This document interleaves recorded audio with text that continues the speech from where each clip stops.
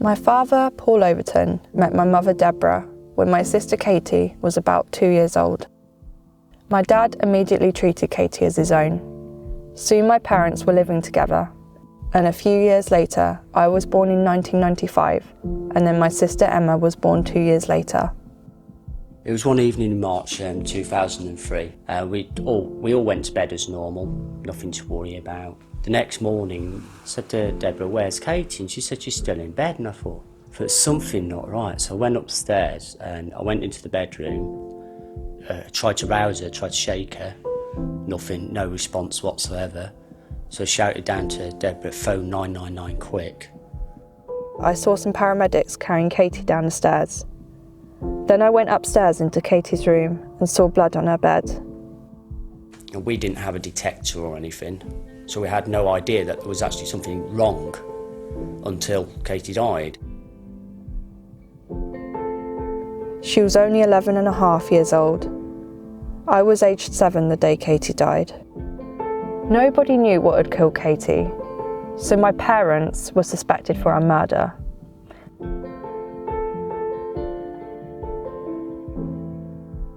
There was no automatic test on Katie's body for CO. We had no idea Katie was poisoned by carbon monoxide, so we didn't even call the gas emergency service. For the next 10 days, my family and I continued to get poisoned.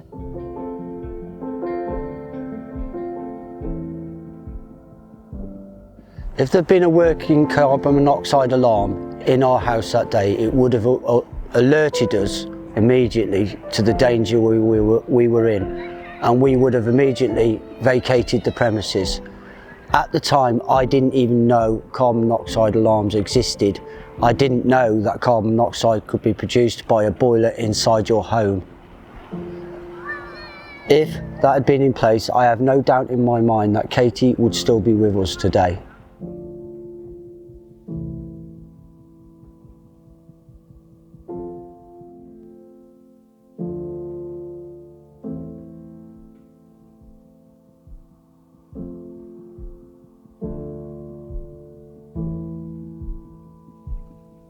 So when Dad found out that we were being poisoned by carbon monoxide, he contacted CID and told them that the gas safety engineer found high levels of CO in the house.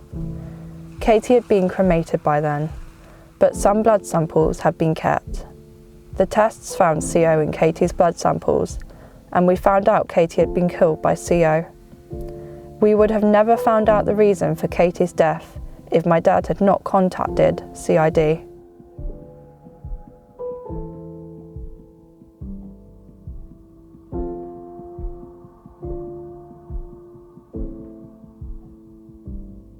I was just really scared all the time that I was going to die as well. So life was really hard after Katie passed, and it was hard for a long time. Being her father for the short time she was with us was an absolute honour. And life now has not been the same since. The symptoms of carbon monoxide poisoning include headaches, dizziness, nausea, exhaustion, breathlessness, collapsing, loss of consciousness and death. Co-Gas Safety is a charitable organisation of which I'm a director and trustee, which has run since 1995, trying to help the victims of carbon monoxide poisoning from death and injury.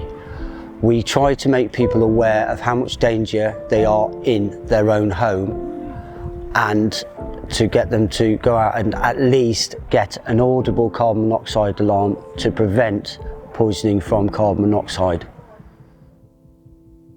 Please remember, carbon monoxide is produced by all fuels that burn, such as gas, paraffin, oil, petrol and LPG.